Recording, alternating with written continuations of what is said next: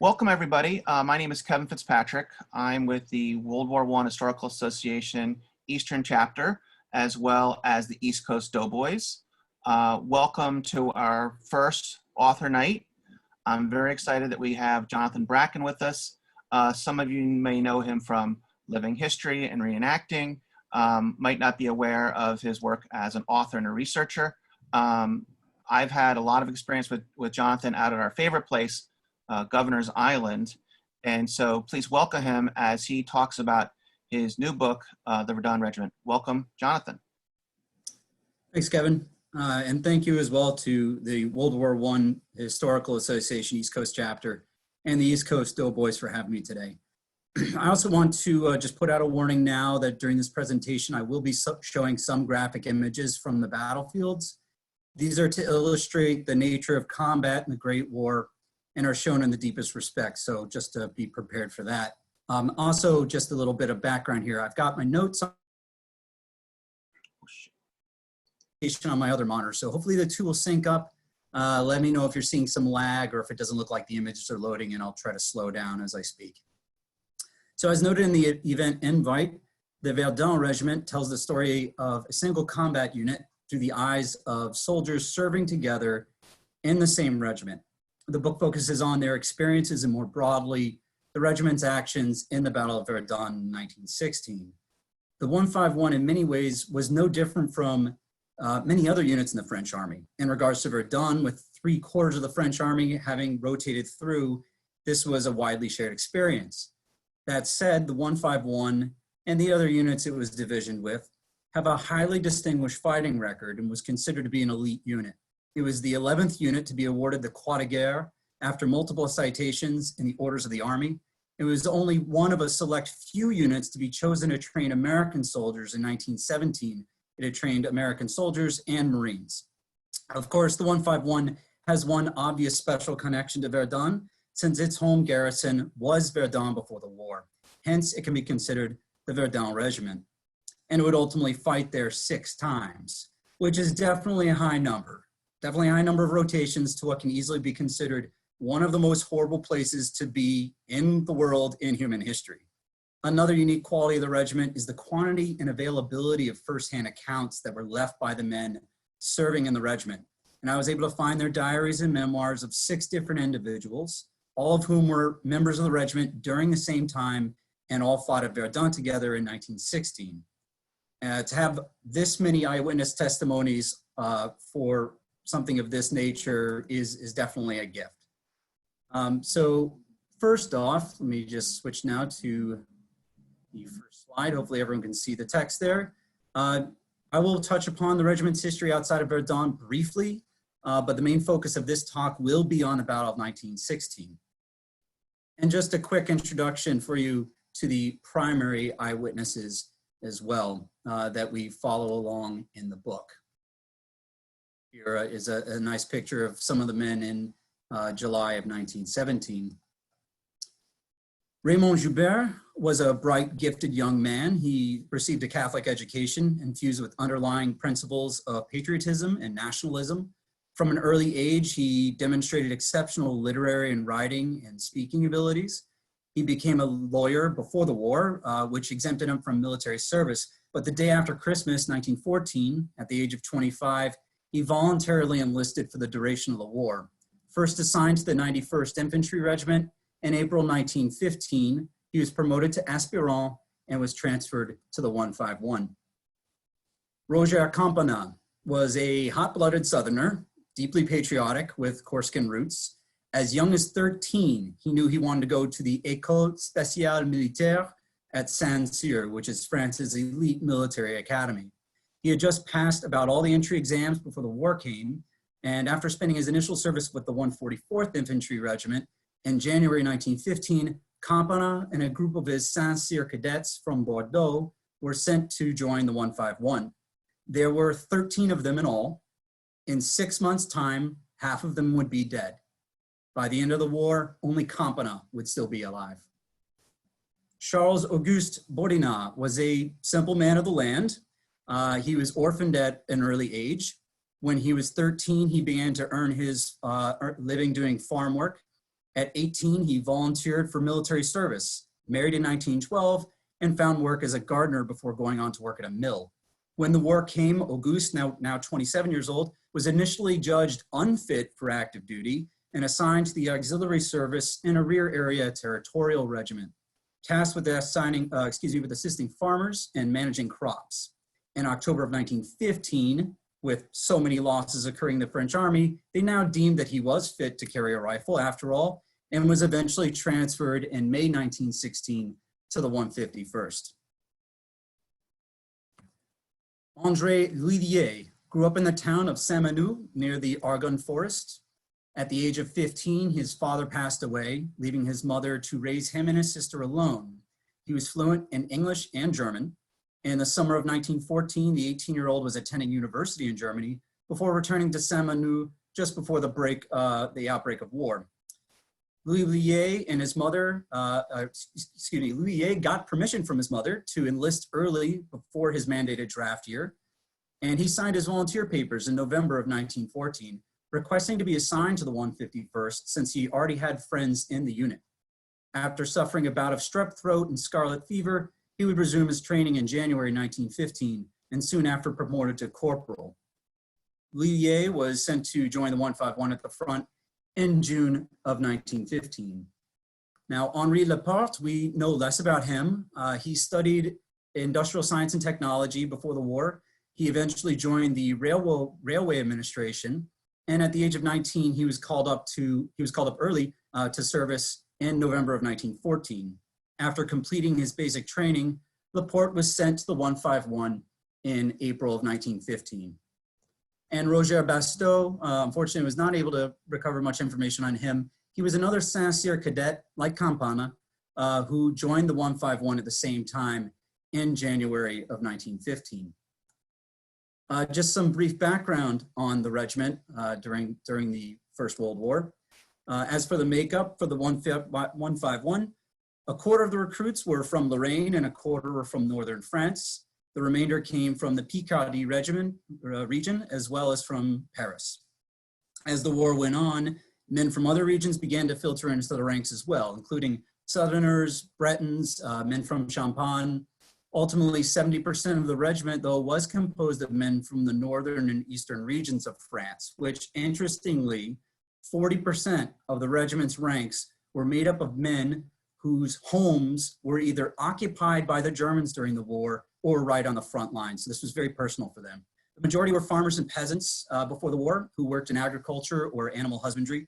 Another solid block were factory and transport workers. The rest were shopkeepers, office clerks, civil servants, and various liberal professions, as well as students and professors.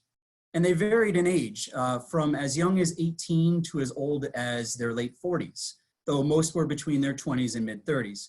So the French army is truly a cross-section of French society as a whole. Here you can see a map of all the areas that the 151 fought in. They fought for all 52 months of the war, nearly every portion of the 440-mile-long Western Front from the German border to the North Sea. And I had initially intended to speak about the combat experiences of the regiment before Verdun to give you all a sense of what they did before they went to that epic battle in 1916. But unfortunately, we won't have time to cover that today. So for those interested, I do have a longer slide presentation that I've been working on all week that I'd be happy to present to you later on, or I can email you. Otherwise, please go ahead and pick up a copy of my book if you want to learn more, because the full story of the 151 really needs that justice. And in terms of engagements of the 151, I do want to just present a timeline of those. And as we can see, by the time of the Battle of Verdun in 1916, the regiment had already distinguished itself in some of the worst fighting the war had to offer.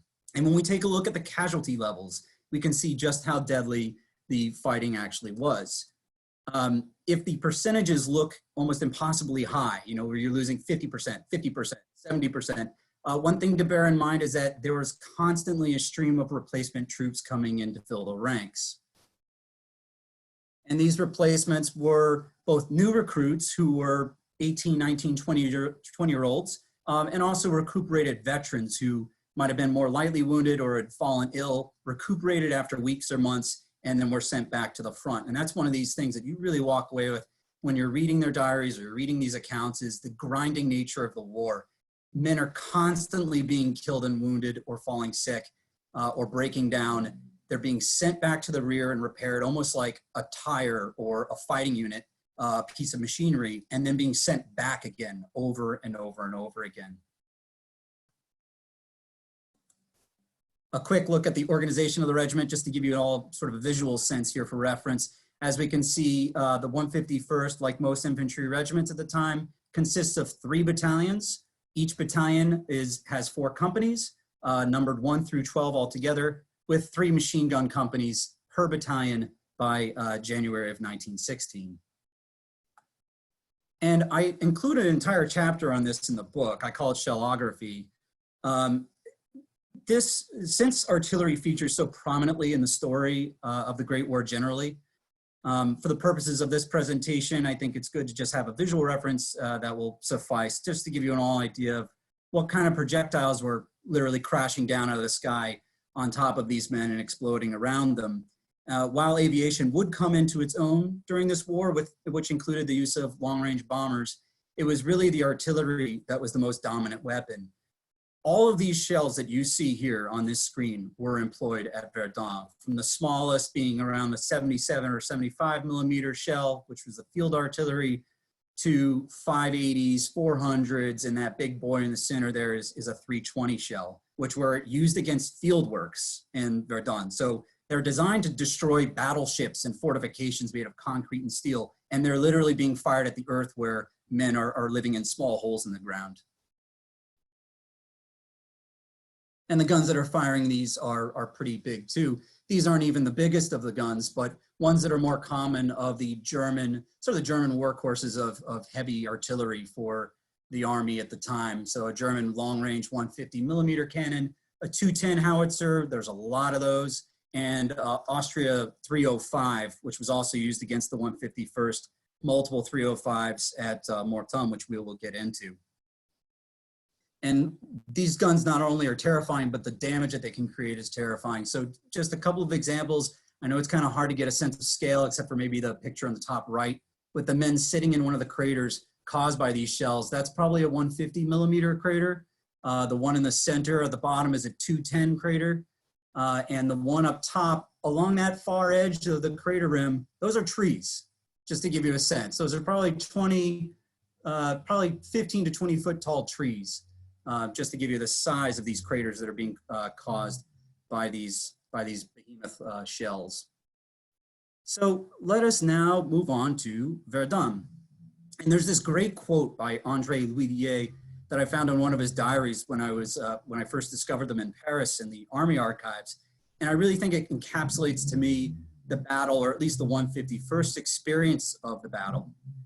He says, "Verdun, it is above all a battle of infantry, dug in, under fire, asphyxiated. It's also a battle of devoted, anonymous men, the sacrificed who have no story, but who've stopped cannons with their chests. The slow and relentless fight, distressingly bleak, in the mud, among the shell holes, through blankets of poison gas. That is what we had to endure on the right and left banks of the Meuse." So we'll go into their first tour. Just to set this up, the Battle of Verdun in 1916 began on the morning of the 21st of February. It started with a 9-hour artillery bombardment by 1,200 guns, firing over 1 million shells on a front of 40 kilometers. It was the greatest cannonade in history up to that point. Later battles in the Great War would somehow manage to beat this. The assault was carried out by the German Fifth Army, which had been preparing for months for this historic moment. And while the objectives still remain in question today, the offensive was designed to knock France out of the war by forcing the nation to bleed its forces to death in the defense of this legendary place. The whole thing was to last a matter of days or weeks at most. In the end, it became the longest battle in history, a war within a war, lasting 10 months. Yet in the first couple of days, it looked like the Germans might just actually pull it off. Under the annihilating onslaught, entire French divisions began to disintegrate as French resistance all along the line began to crumble. Units were grabbed up by French command and thrown headlong into the line to help slow down the enemy advance, sacrificial lambs to the slaughter. It was in this dark moment of urgency that the 42nd Division with the 151st were ordered to proceed to Verdun. The 151 would begin its progressive approach on the morning of the 25th of February. The anticipation in the ranks was palpable. While they knew the life that awaited them in the days ahead would be defined by the rigors of combat, there was an eagerness to get into the fight, to see the job done. And the thought of fighting to save their old garrison town was welcomed with joy. Overlying the very real dread that would come later, to fight at Verdun was a sort of rite of passage. It was the very scale of it all, in every sense, that perhaps unconsciously drew soldiers to want to see it for themselves, to be able to claim they played a part no matter how small. The author, Jules Romain, captured this feeling in his novel, Verdun. From the moment the march started, the men were conscious of a feeling that they were being drawn into the orbit of a whirlpool. Over there, beyond the rolling landscape, 25 miles off, lay a great flaming object, still invisible, but roaring away in the distance. A furnace set in the hollow of the hills and sucking into its blazing heart everything within range. They felt themselves being dragged to the center of the attraction, shoveled into this vast and hungry maw. The thoughts that went on in the secret heart of any single man had very little importance when set against the cosmic activity in which he was called to play his part. The 151 now underwent a grueling forced march to reach Verdun in time. The columns trudged on through the freezing weather that alternated between blowing snow and rain. Over the course of a week, the regiment had marched 90 kilometers, including 60 kilometers in the first 2 days. When they reached Saint-Menu, the streets were lined with townspeople cheering them on. Louis Diet, spotting his grandfather, a veteran of the Franco-Prussian War of 1870, standing on his front doorstep, ran up to him and embraced him. Proceeding towards the town center, he next saw his grandmother, followed shortly thereafter by his mother and his aunt, dressed smartly in their Red Cross nurses' uniforms. It was a welcome boost of morale that helped support the men, for after leaving Saint-Menu, they would complete the hardest leg of their approach march, which reached 40 kilometers in a single day. Now and then, as they shuffled along the muddy road, their column would be overtaken by a line of trucks, calls of, to your right, rising up. As they neared Verdun, the road became crowded with trucks and wagons loaded with furniture, driven by refugees moving the opposite direction. Finally, on the night of 9th of March, the column mounted the final ridge overlooking the town of Verdun from the southwest, which provided an unbroken view of the battlefield on the horizon. An incredible view spreads before our eyes, Campana relates. Extending along the horizon was a blood-red band of light, the redness and brightness of which gradually faded to a purple hue that seemed to overtake the entire sky. In the distance, small purple lights flickered, went out, suddenly brightened again. There were easily 100 of them. They were German shells being illuminated by fires below as the homes of Verdun burned in the night. And this photograph that I've posted here, folks, this is the view exactly as they would have crested that ridge, the final ridge, and looked over the city of Verdun in the middle ground, and the heights of the Meuse are off in the distance. Now, we don't have photographs or other imagery that adequately captures this scene, the scene that Campana is describing. The words have to speak for themselves.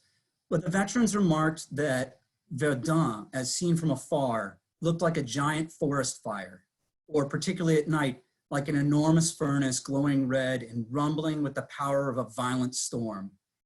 That is what these men were marching towards now. When the 151 arrived in the city of Verdun, General Deville summoned all the officers from the units of the brigade to the Verdun town hall. There he held a short briefing to address the role that the regiment and the others would be playing in the dire period ahead. And Joubert remembered his speech this way. Gentlemen, Verdun is threatened. You are at Verdun. You are the Verdun regiment. You are the Verdun brigade. I won't hide the truth from you. We've been taken by surprise. I won't hide the mistakes from you. We must fix them. The situation was desperate. It's not yet stabilized. The sector we're taking up, chaos. The life which awaits us there, battle. The trenches, they don't exist. No barbed wire, no defensive entanglements, certainly no shelters. Nothing, nothing. Gentlemen, don't ask me for supplies. I don't have any. Reinforcements, I don't have any to give you. Good luck, gentlemen. The units of the 42nd Division would take up positions on the right bank of the Meuse, and the Audremont would. Their reserve position would be back at Fouad-Terre, and as night fell, the regiment departed Verdun with the flames of the burning buildings to light their way. The men silent, an army of specters marching towards the guns, a Dantesque scene to be sure. Snow covered the ground and illuminated the sky above. After hours of marching, the 151 arrived at the front line, crossing through the Ravin de la Mort, the Death Ravine, to reach Audremont. On the ground, everywhere around them lay hundreds of bodies of French Zouaves and Moroccan troops fallen in the previous fighting. The snow silently covering their bodies with a blanket of white. And as Deville had warned, there were no trenches to speak of, only shallow scrapes in the ground, knee-deep fighting holes linked together with a shallow trough. There was nothing between them and the German army, whose line was only 50 meters away. There were no wire entanglements out in front, and during the day, their first line position was exposed to enemy fire from above as well as from enfilade from both flanks. Yet the German advance had temporarily stalled out here just a few days before the 151's arrival, and the enemy's artillery had yet to fully target the location. And although it was not entirely apparent at the time, in a way the regiment's arrival in the sector in the first week of March was fortuitous, because the German army's effort had shifted to the left bank of the Meuse at this point, with a relative lull in the fighting on the right. And aside from some occasional shelling and machine gun strafing by both sides, the first line would remain relatively, and I use the word relatively by Verdun context, remain relatively calm. It was also spared from heavy artillery owing to the nearness of the opposing lines, while merciless bombardments would soon eviscerate all of the nature from the heights of north of Verdun. At this stage of the battle, the sheltered slopes of Audremont still remained largely populated with saplings and undergrowth. The regiment was immediately put to work improving their positions, deepening the trenches, digging comm trenches to connect them, constructing advanced listening posts, erecting barbed wire out front. This work, though, could only be done at night. All day long, German machine gun fire swept the top of the shallow trenches. The slightest movement immediately called down a hail of bullets. The same could not be said on the support line immediately behind them in Nave Wood, which was a target of frequent shelling. Fouad-Terre, the fort behind them that was their reserve position, also suffered under heavy artillery bombardment, especially 105 and 150 millimeter shells at this stage. The neighboring sectors were also being hit hard. At night, the effect, as Joubert noted, was truly impressive. For 3 kilometers all around, a distinct zone was created where flares, spotlights, cannon flashes, and the flickering flames of fires put on their display in the distant setting of a glowing fog. The vestibule of hell, declares Second Lieutenant de la Ferrière, and truly it was that. A luminescence from beyond, a work of Dante, a fantastic vision of a field of death. Ration and supply parties that traveled to and from the front lines were frequently targeted by artillery fire as well. From Fouad-Terre, the parties typically took the broad Doumal road. It was a dangerous and deadly assignment. And as the days wore on, more ration and supply party men would be killed. Laporte came across a group that suffered this fate. On the road, 2 vehicles with their slaughtered horses, he notes. Surrounding them with their ration sacks lying beside them, 8 bodies. The men on a resupply chore from a different company, struck down in the course of their mission. Among the inert masses, only 2 things move. One of the party is crawling off towards the ditch, crying. It's a wounded man with his legs broken, the only one of the group to be spared from death. And in the other direction, a small keg of wine rolls slowly down the road, coming to rest against the body. As time dragged on, the situation for the men in the line was becoming strained. With their provisions of water and wine exhausted, the men had to make the most of their meager reserve ration of bread and canned food. German artillery became more active, targeting the frontline positions more and more. The first line came under fire from light shells, 77s and 105s, while the second line was hit with 150s and worse. The monstrous effect of these shells surrounded the men on all sides. Men were cut to pieces, decapitated, and projected bodily into the trees that remained standing. The corpses suspended macabrely in place until they disintegrated. 1 week dragged on to 2. Time ceased to have meaning as days and nights blended together. Resupplying those at the front still proved a difficult feat. Laporte lamented that over the course of 10 days, his company had received only 2 meager provisions. Joubert despaired wearily, nowhere else had I had such a sense of isolation and stupefaction as I did at Audremont. Reduced to just Lieutenant Ganneau and me, camaraderie no longer sufficed. At first we made small talk with each other, but the monotony of the days, even the permanence of danger, had brought an end to this. We remained quiet. We had lost our lightheartedness. Our faces were grave and tense. We lost our appetite. The only way to relieve the boredom was to go to sleep. On the 20th of March, Campanus set out with a party of 8 men to find food. When they came back the next morning, there were only 5 of them, and they had no rations, as the supply vehicles had been destroyed by shelling.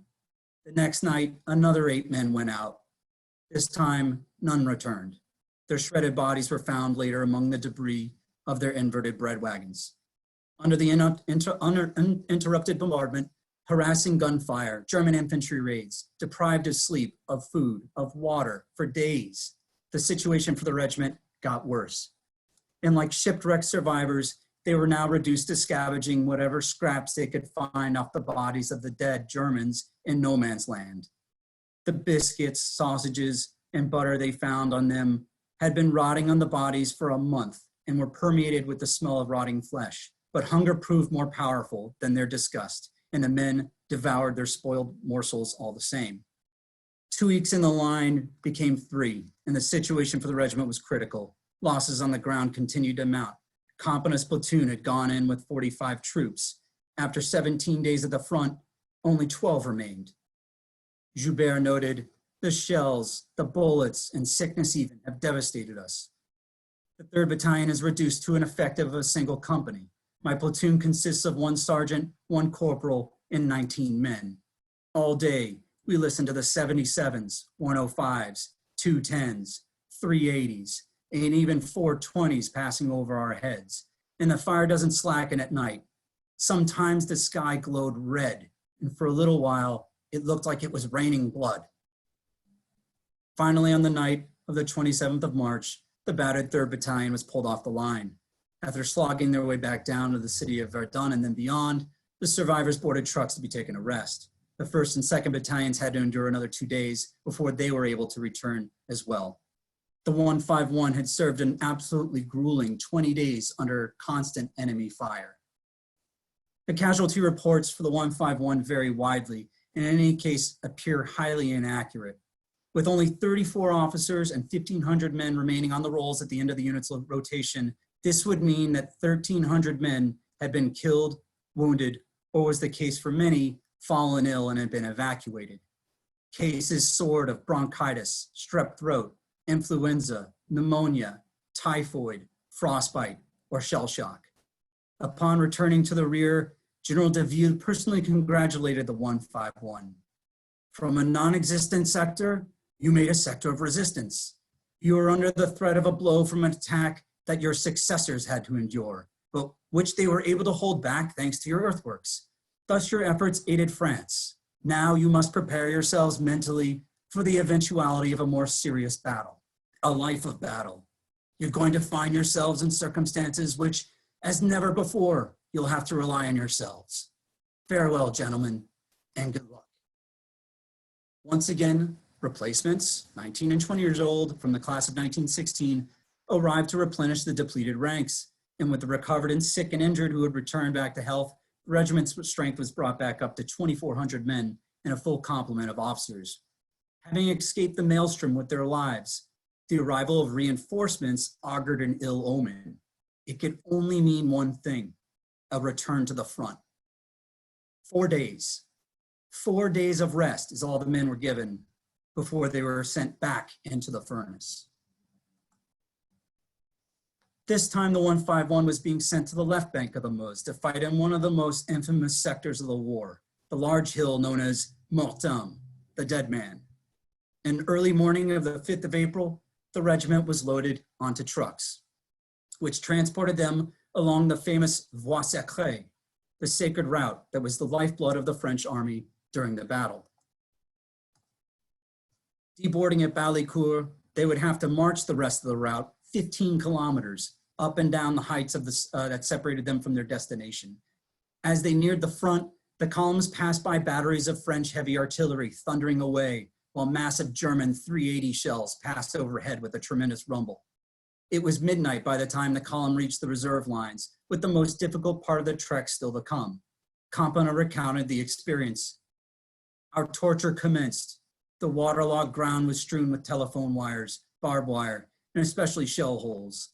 The night was so dark you couldn't see a meter in front of yourself. The men in single file held on to the bayonet scabbard of the man in front. We advanced blindly, groping our way forward to the far-off front lines. On the horizon, flickering pale-colored lights appeared and then disappeared, and a low roar reached our ears as we approached the battlefield. Finally, Mortem appeared before them, like the curtain rising on the scene of cataclysm. From a distance, it appeared more like an erupting volcano from the artillery and gunfire raging away on the summit. The regiment entered the first calm trenches while they were still several kilometers from the front line. The winding, seemingly interminable trench became shallower as it entered the real danger zone, where it was gradually and continually leveled by shelling. Now and then, a German shell struck nearby, killing and wounding men before they could even reach their posts. The next morning, the men took in the scene around them. At nearly 300 meters in height, Mortem had a commanding view of the left bank. More of a massive ridge than a hill, it consisted not of a single summit, but rather twin summits, which were referred to collectively as Cut 295, that is, Hill 295. Even before the battle, the hill was largely devoid of trees. By April, after weeks of bombardment and violent attacks, there would not be a single blade of grass or foliage to be found. Nothing but the unending undulations of a vast static sea of muddy shell holes. The 1st and 2nd Battalions had been assigned to the front line on Cut 295. 1st Battalion on the left, on the western side, and 2nd Battalion on the right, or the eastern side. 3rd Battalion would go into reserve along the southern slopes of Mortem. Several days passed as the artillery activity only increased. Laporte was with the 1st Machine Gun Company on the summit that was being pounded by German artillery. I have never witnessed such a deluge of fire, he said. It was so bad that those who still remained standing were losing their hearing. All types of caliber of shells rained down by the hundreds, and it appeared that a strike was imminent. These suspicions were proven correct when on the evening of April 8th, 2 German deserters of Polish origin snuck over to the 151 lines and surrendered. Louis Ligne acted as a translator as the men revealed that they deserted their posts after learning their regiment would be attacking the next day. 0 hour for the bombardment was set for 8 a.m., with the infantry attack set to go off at noon. Artillery of all calibers, heavy Minenwerfer German mortars, and flamethrowers were to be unleashed on the French positions. In the event that the infantry attack failed, the barrage would continue unabated until the evening. And the French wasted no time. Extra stores of ammunition and grenades were rushed up to the units in the line. And the anticipation among the men was palpable. They were spoiling for a fight. In the previous month, they had suffered a relentless beating without being able to strike back. For some, this degrading experience of utter powerlessness went even further back, though. Campana was one of those who'd witnessed the massacre of the regiment on the plains of Champagne on the 6th of October, 1915. And he had inculcated in his new replacements a lust for revenge, though through his own passionate recountings of that day, and the inexcusable behavior of the Germans that they had shown, the pitiless raking of the dead and the wounded with machine guns as they lay helplessly on the ground. He would not forget. The next morning dawned clear and bright. As the hours ticked by, the men sat nervous to anticipation for the coming storm. Then, at 8 a.m., a single 105 shrapnel shell burst in the air. its yellow puff of smoke breaking the serene calm. It was the signal for the attack. 3 more shell bursts, one after the other. Then fury unleashed. Innumerable shells now roared overhead. From all around, columns of smoke, black, gray, white, and yellow, shot up from the earth as the general bombardment of the entire sector began. The ground under the men's feet literally shook as hundreds of detonations went off around them. Along a front of 6 kilometers in width and 2 kilometers in depth, the world erupted into smoke and flame and steel. From a kilometer away, Joubert watched the spectacle unfold. I have rarely seen such a sight. It was massive in scale and had a life of its own. It spread out like a game of death in the serenity of morning. Brushstroke was being added to brushstroke in quick succession, dozens at a time, so heavy it felt as though it could suffocate you. From a distance, they looked fresh, even harmonious to the eye. It seemed like the thunder clouds floating across the sky, touched with the color of the morning. The sun has this virtue. Beneath its rays, death takes on pure beauty. The men of the 151 had suffered under bombardment on many occasions, but they had experienced nothing like this. Eyewitnesses describe uninterrupted curtains of flame and smoke. Raining down from the sky were time-fused shrapnel, poison gas, and most of all, high explosives, 77s, 105s, 120s, 150s, 205s, 210s. Ligne then quoted in his diary, or then wrote in his diary, "We thought the German artillerists were literally hand dropping the shells down on our positions. The ground is thoroughly saturated down to an area of 20 meters square by 20 meters square. I see arms and legs flying through the air. The wounded can't find the way to the first aid post. In a few hours, it's a lunar landscape where only enormous smoking holes can be seen." Men were slashed, gouged, and smashed by shell fragments, and unable to be evacuated, were struck and wounded again or killed outright.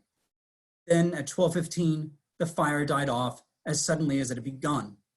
In that moment, a flare shot up from the German lines, the signal for the start of the infantry assault.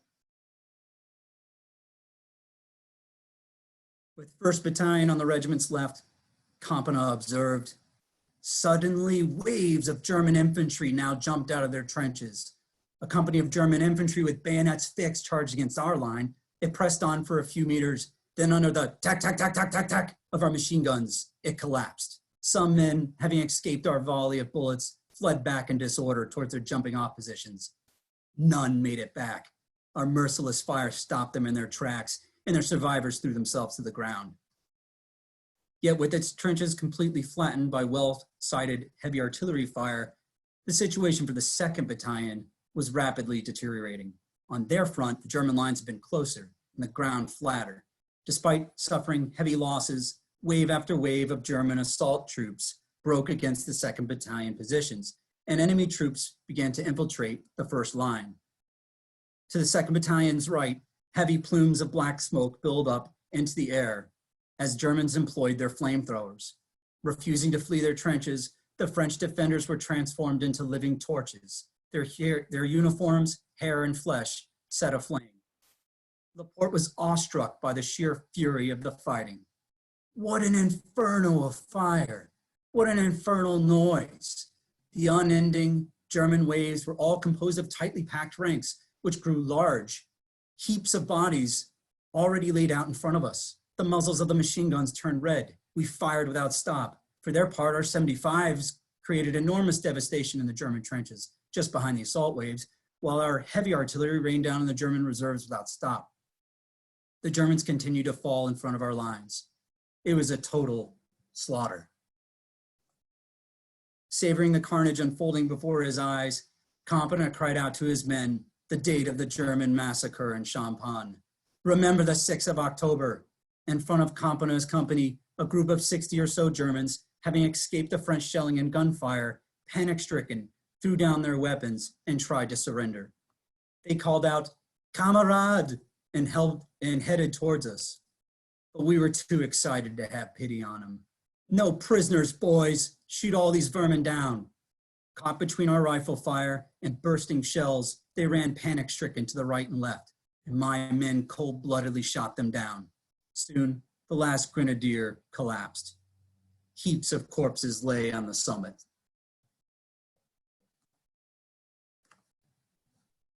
In contrast, on the right of 1st Battalion, the situation was critical. With most of their machine guns out of action, a dwindling number of crazed, hopeless riflemen fired away or desperately lobbed grenades into swarms of German attack troops, whose numbers now overwhelmed the first line. The battle had devolved into small, isolated groups of soldiers, their commanders either dead or cut off from them, fighting and dying to the last man.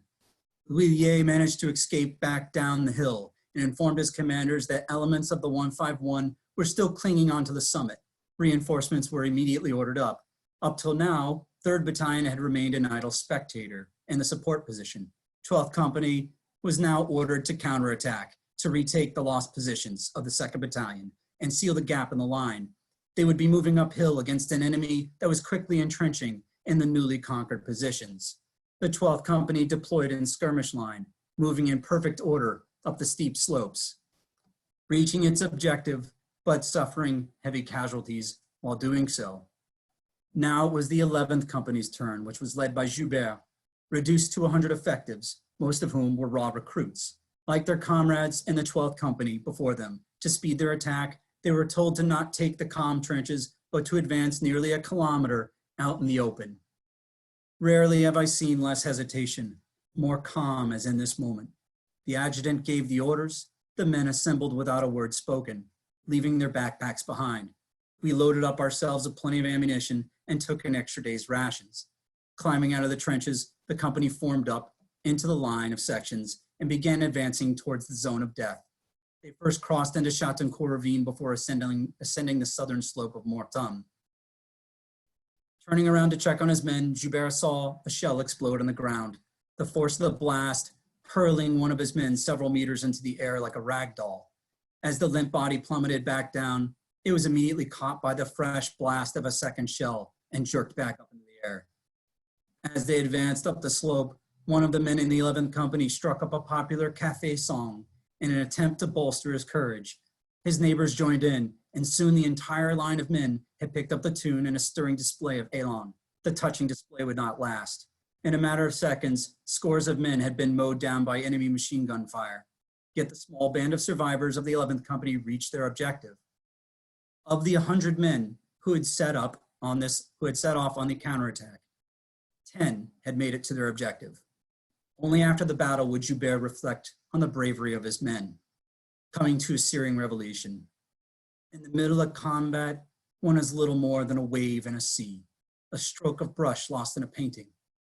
Courage in our days is a currency that is not depreciated, but tarnished by usage.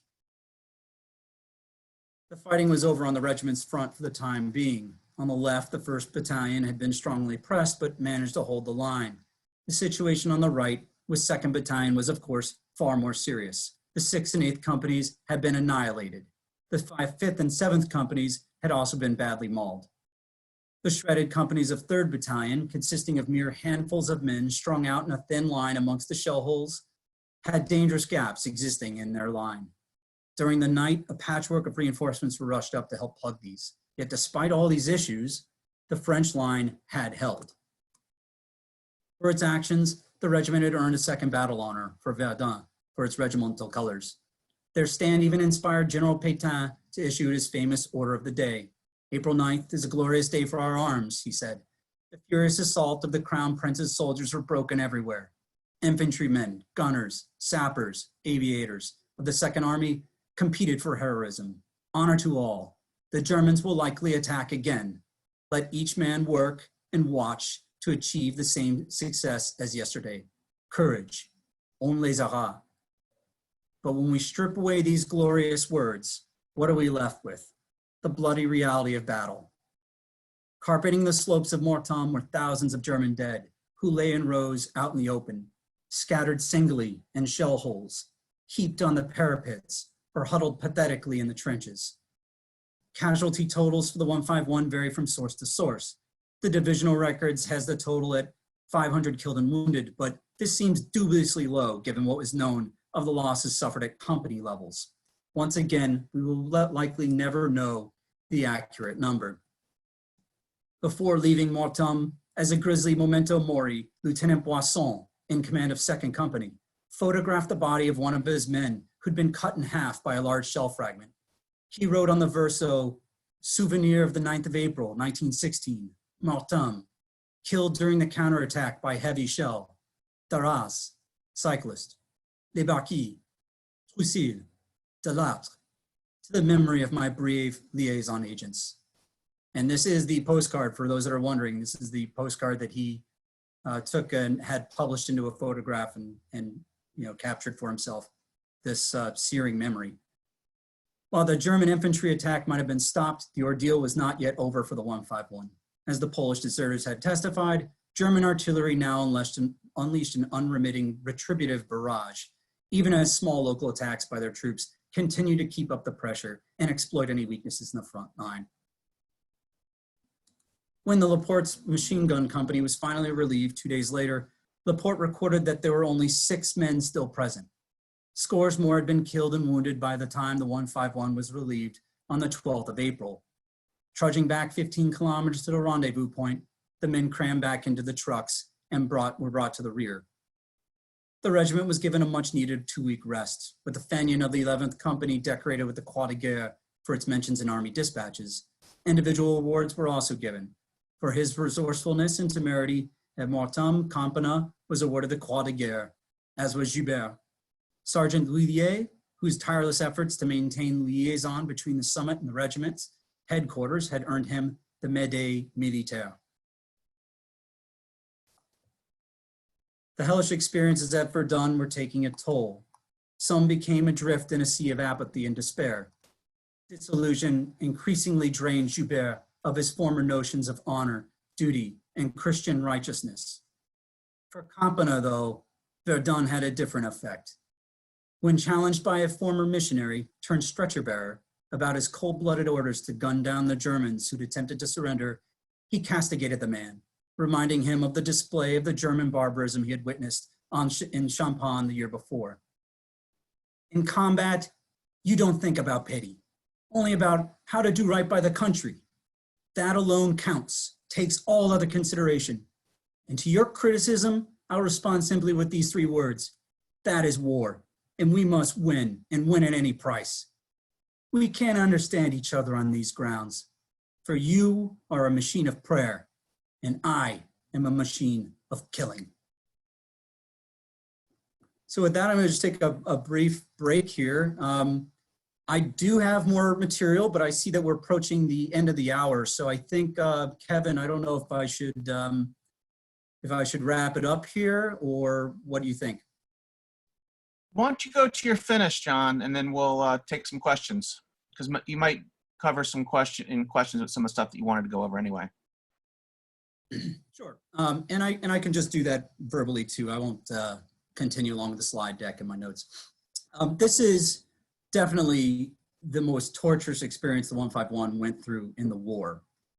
But it's not really a competition, because if you look at what happened in 1915, Campana keeps referring back to the Champagne, that's the second Champagne offensive that began in September 1915 and went into basically the beginning of November. That cost the French 190,000 lives and basically a month of fighting. The 151 was entirely wiped out in that battle. It suffered over 100% casualties. And after Verdun, the 151 was sent to the Somme and fought in the Battle of the Somme, doing 2 rotations there, and actually suffered just as many men killed as they did at Verdun in these 3 rotations in 1916. They would also be sent back to Verdun 3 more times in 1917. A little less known amongst Great War aficionados is that there was a second Battle of Verdun, which was in the fall of 1917, after the French army had kind of recovered from its disastrous Chemin de Dam offensive and morale had plummeted and there were mutinies. They pulled themselves back together, amassed a great amount of firepower, and sent the men back. And when you read about these things on paper, you're like, oh, great, the French are having these tremendous advantages now. They're increasing their firepower, they're increasing their weapon platforms advancements, they're increasing their training. But then you read their letters and they all sound the same. All of these battles start to sound the same, and that's the depressing reality of when you study the Great War. And one of the challenges for writing this book, and you know, as a lot of people here understand who are educators or teachers or living historians and talk to the public, how do you define these things? How do you make them distinct from one another? With the Verdun Regiment, there were 3 different distinct tours in 1916, each with their own kind of flavor, just like each of these battles have their own kind of nasty flavor. But as Dan Carlin once said in his podcast, nothing smells quite like Verdun. And if he was asked to be anywhere in the war, that was the last place he'd want to be. So I'd like to thank everybody for your time and for your attention. Again, happy to answer any questions you might have now or after the official Q&A ends. And thank you again. Awesome. Let's see here. And you guys can put questions in the chat window as well too. Let me go over here.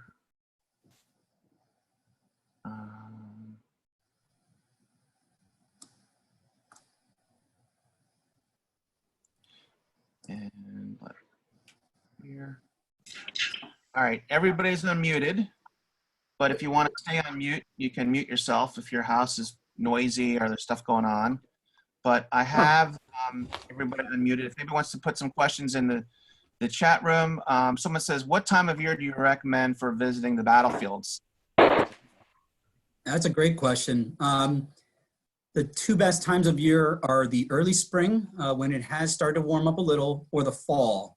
Each come with their advantage. The fall is a little less rainy, although no guarantee because this is northern France, so it seems to be raining all the time there.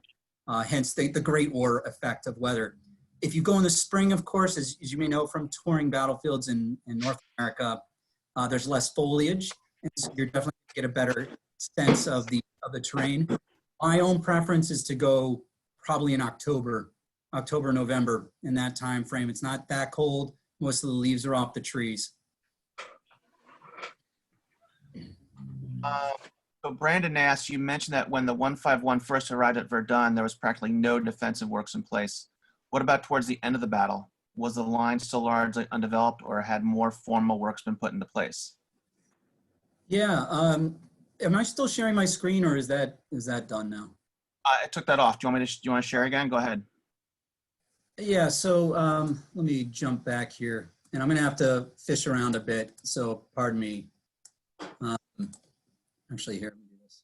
So to answer the question, they had completed in about 2 or 3 weeks' time the positions that were sort of indicated here on this map. Now this, you can see in the top corner, this is a sketch done during the battle on the 10th of March, 1916, but this basically is the entrenchments that they would finish and complete by the end of the battle, and including a pretty formidable barbed wire defense out in front. So there was that reference by DeVille that they managed to, they dodged the bullet because the Germans did attack. There was a reason why the artillery activity was stepping up, but just as the 151 was pulled off the line, I think it was the 160th, or I think it's the 160th went up, and they suffered the blow, but they did manage to withhold at least that initial German assault.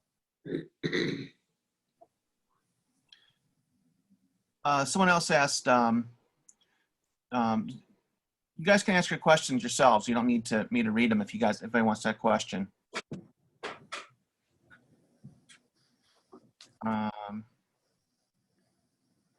So Jeff Bowman asks, how'd you discover the story of the 151, Jonathan?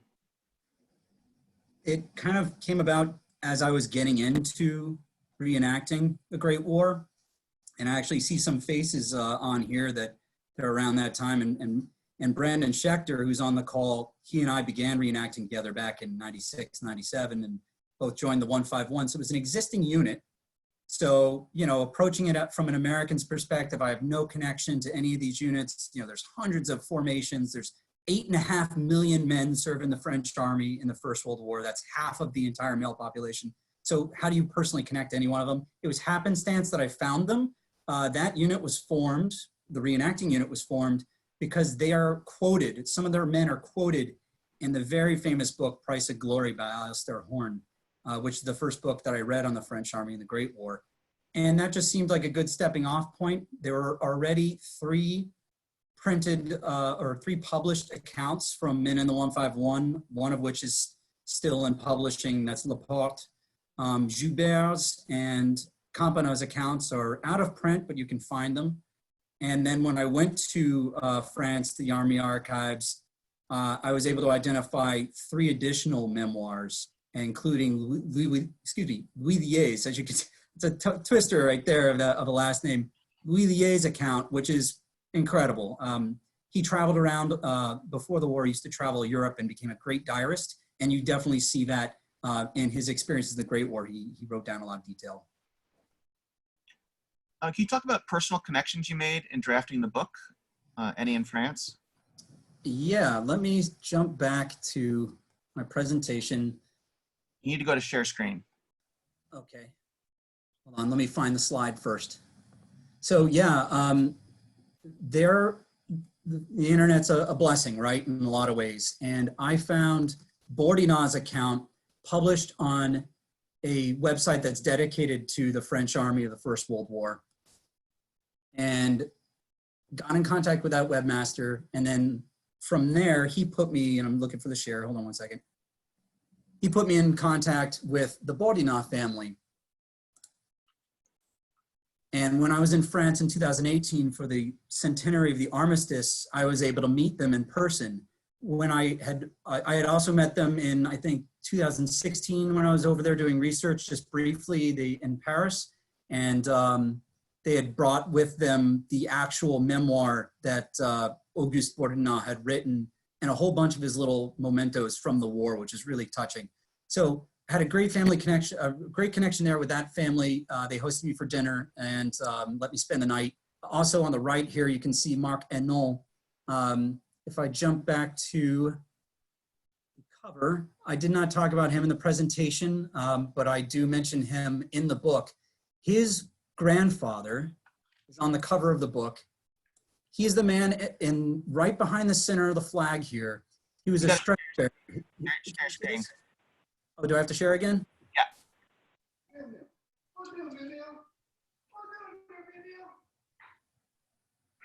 Is that visible now? Let's see if it's coming up. No. I've shared the screen on my end.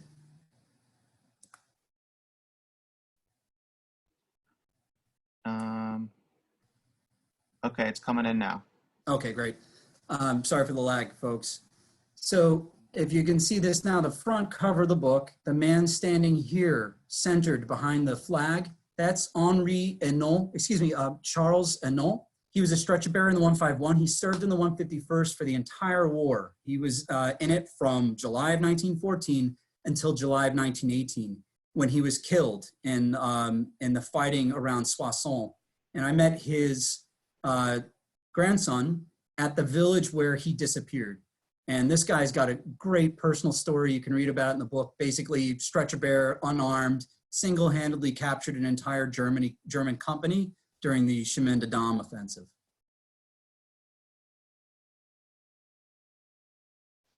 That's awesome. There's a couple of questions in the chat window, Jonathan, if you want to scroll down. Yeah. Andrew had one. Well, let me get the chats.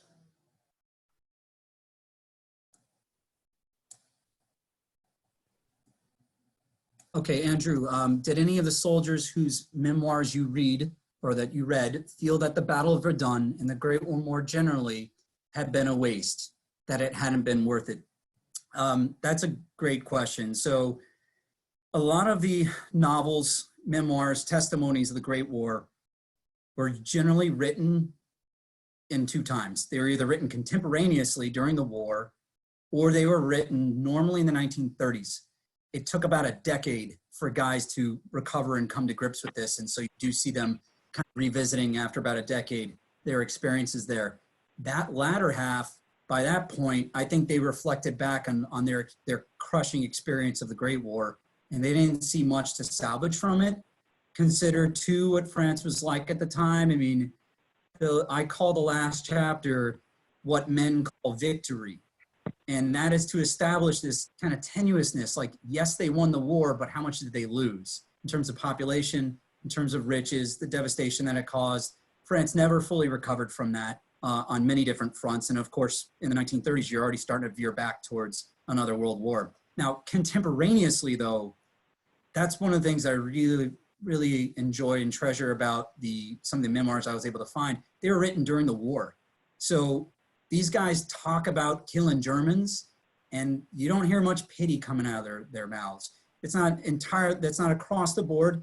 Joubert is, I think, is an exception to that. You know, he, maybe because of his trusted Christian background, believed in virtue in all people. And he, even in the middle of Mortem fighting, was writing down about how he had felt bad for the Germans and what was happening to them. But contemporaneously, I think the French saw this as what it was. It was a war of national existence. It was an existential threat. Germany had invaded their lands. This is not like English troops coming over the water or Americans going across the ocean to fight in another country and die for another people. They're fighting and dying for themselves. As I mentioned at the beginning, 40% of the troops in the 151 were from homes that had been occupied or were occupied during the war, and who didn't hear from their families for all 4 years because they were behind the lines, who didn't know what was happening with their children or their wives or their parents and their families. So for them, it was even more, I think, exceedingly personal. But, you know, I don't want to cast too broad of a brush. There's millions of men in this experience together. Some are already cynical, you know, a few months into the war, and some, you know, it would only happen, I think, after the war.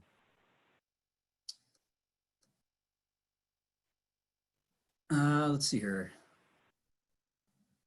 I don't think I see any other questions, but if someone has one, please go ahead and voice it. If I can unmute myself and just do it that way, it might be easier. So earlier on as well, you were talking about not even just the battle, but the process of getting to the battle and the immense struggle that represented. And I know you mentioned the Hardcore History podcast as well. I remember hearing something very similar there.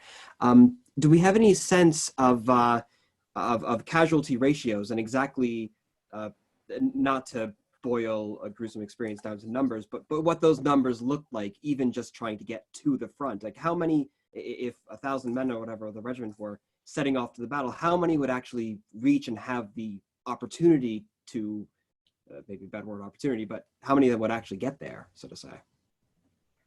Yeah, I mean, it was definitely a common experience to lose men going up to the line. That depended on the sector, the activity of the enemy at that time, and just plain luck. A lot of guys got lost going up to the front, either because their guide lost the way, or their guide was killed, or they weren't provided a guide to lead them up to the point they were supposed to be on.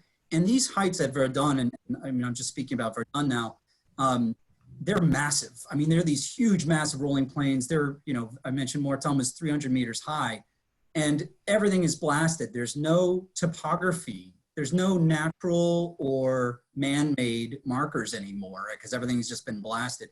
So a lot of people lose their way and wander around all night. And when it becomes daylight, some distant German machine gunner spots them and mows them down from afar. So I think it would vary from unit to unit. I don't know if there is an average you can say, but you know, my experience of the 151 is, generally speaking, they were losing a few dozen men getting up to the front lines, few dozen killed and wounded, sometimes more, sometimes less. Yeah, thank you. Makes sense. Thank you. Have you ever done any research on the German units that the French faced at the time at Mortem? I'm sorry, Vinny, can you repeat that? Have you ever looked into the German units that the French had faced, just to give a better understanding of what was on the line and who they were facing off against? Because they weren't schlock units; they were, you know, real intense, really motivated guys. And I battalions. think, you know, Yeah. Yeah, and you know, sometimes when you read these accounts, you get the idea that because they're all packed in together and getting mowed down, that they're just like wooden soldiers. I believe it was the 6th Jaeger and a chasseur group that they were fighting in April, which are definitely hardcore troops. I have not looked into that myself. I've definitely wanted to when I was doing the research for the book. It was something that I thought would really add to the experiences to get the idea of what it was like from the other side. But it was just so much more research to have to take on that I thought it's a little out of scope. You might know Vinny better than I. This could be wrong, but I had heard that a lot of the German archives were destroyed during the First War. German archives were destroyed during the Second War. So I don't really know, you know, what is publicly available, let alone on the internet. And then of course, as I mentioned in my introduction for this book, language barriers. I mean, I can speak French, but I don't speak German. So, you know, to be able to even quickly glean, is this important to, you know, to read would be a challenge, but it's definitely something I'm interested in. Jonathan, before people start leaving, tell them how to get the book. As an author, I'm always saying, how to get the book. Absolutely. So it is available on Amazon, including in a Kindle version, an ebook version, if you don't want to collect yet another hardcover book in your house. You can also get it from the publisher's website. It's Pen and Sword Publishing. Finally, if you'd like a copy from me signed, I do have, I think, about 15 to 20 copies in my apartment right now that I'd be happy to mail out with you with the postage, and it's $35 per hardcover.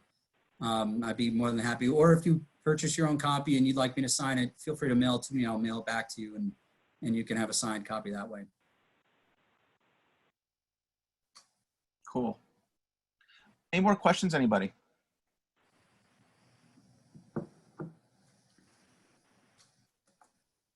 I just one last one in the chat window here from Christian de Routier.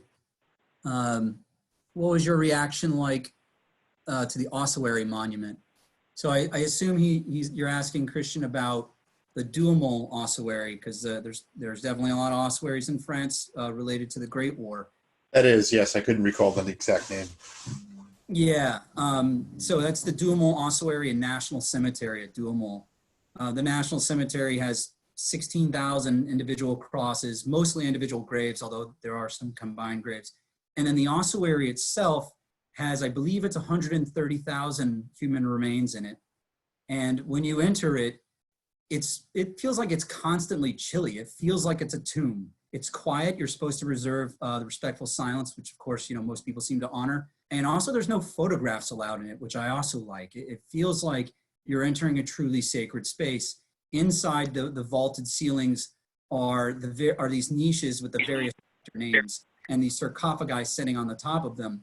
And every once in a while, I don't know if it's annually or whatever, but periodically the French open up these sarcophagi and add additional bones into the crypts that are below them. And also on the reverse side of the ossuary, which I think, you know, it's pretty famous now, but there are these small windows that you can actually view inside the crypts. And there's nothing more shocking than seeing that. I mean, it still takes my breath away every time I go in there and you peer in and you can see mountains of skulls and rib cages and leg bones and all that. And it just puts on shocking display the very real toll. I've been to Verdun, I think 6 times now. I've slept on the battlefield a number of nights in a row, including a week there a number of years ago. Every time I've gone to Verdun, I come upon human remains. You just almost can't help it. I mean, if you're wandering off the paths, the main trails, they're everywhere. They're lying on the surface. They are laying in holes dug up by animals. They're underground if you go into the underground dugouts that are still there, which you should definitely do with an air of caution. But the men are still there. At least half of the men killed in the Great War were never recovered. They still lay there. Raymond Joubert, the very talented, gifted author that we followed, he's killed at Verdun, but in 1917, and his body is never found. His younger brother, by the way, was also killed in the Argonne in 1915. So his parents had 2 boys that they lost in the war. So yeah, definitely I highly recommend getting to Verdun and visiting it and stopping by the Dhumal Ossuary. It's very touching, very powerful. Great. Jonathan, you. thank you so much.